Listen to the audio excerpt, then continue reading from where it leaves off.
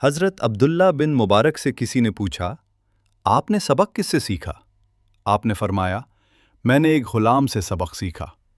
حضرت عبداللہ بن مبارک فرماتے ہیں، میں نے ایک غلام خریدا۔ کچھ عرصہ بعد میں نے اس سے کہا، اگر تم آزاد ہونا چاہتے ہو تو محنت مزدوری کر کے مجھے کچھ دینار ادا کر دو، میں تمہیں آزاد کر دوں گا۔ غلام نے عرض کیا، ٹھیک ہے، میں دن کو آپ کی خدمت کروں گا اور رات کو محنت مزدوری کیا کروں گا، جو کچھ کماؤں گا وہ صبح آپ کو لا دیا کروں گا۔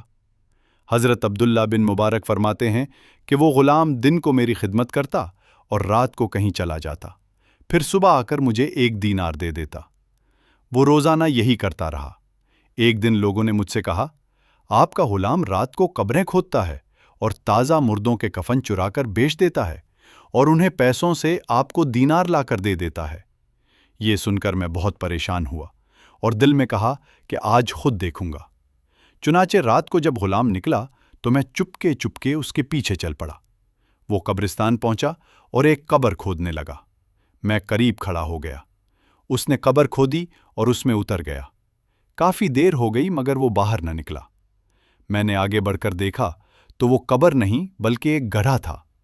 وہ ٹاٹ کا لباس پہنے ہوئے، ہاتھ باندھے اللہ تعالیٰ کے حضور کھڑا تھا اور عبادت اور ریاضت میں مشغول تھا، اپنے رب کو منا رہا تھا۔ صبح کے وقت وہ گھرے سے نکلا، اسے مٹی ڈال کر بند کیا اور مسجد کی طرف چل پڑا۔ میں بھی اس کے پیچھے پیچھے گیا۔ نماز سے فارغ ہو کر وہ دوبارہ اللہ کے حضور کھڑا ہو گیا، ہاتھ اٹھائے اور عرض کی، اے میرے مولا، رات ختم ہو گئی ہے، اب میرا مالک مجھ سے دینار مانگے گا۔ حضرت عبداللہ بن مبارک فرماتے ہیں کہ میں نے دیکھا کہ آسمان سے ایک نور اترا، وہ نور دینار میں بدل گیا۔ اس غلام نے وہ دینار اٹھا کر اپنی جیب میں رکھ لیا۔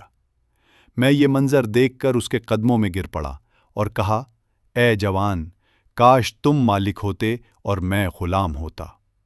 یہ سن کر غلام چیخ پڑا اور عرض کیا، اے میرے مولا، میرا راز فاش ہو گیا، اب مجھے دنیا سے اٹھا لے۔ اتنا کہنا تھا کہ اس کی روح پرواز کر گئی۔ حضرت عبداللہ بن مبارک فرماتے ہیں کہ چونکہ وہ ٹاٹ کا لباس پہن کر عبادت کیا کرتا تھا، اس لیے میں نے اسے اسی ٹاٹ کے لباس میں دفن کر دیا۔ اسی رات میں نے خواب میں دیکھا کہ ایک براق پر تاجدار کائنات سوار ہیں اور دوسرے براق پر سیدنا ابراہیم علیہ السلام سوار ہیں۔ وہ مجھ سے فرما رہے ہیں، اے عبداللہ بن مبارک، تم نے ہمارے دوست کو ٹاٹ کے لباس میں دفن کر دیا۔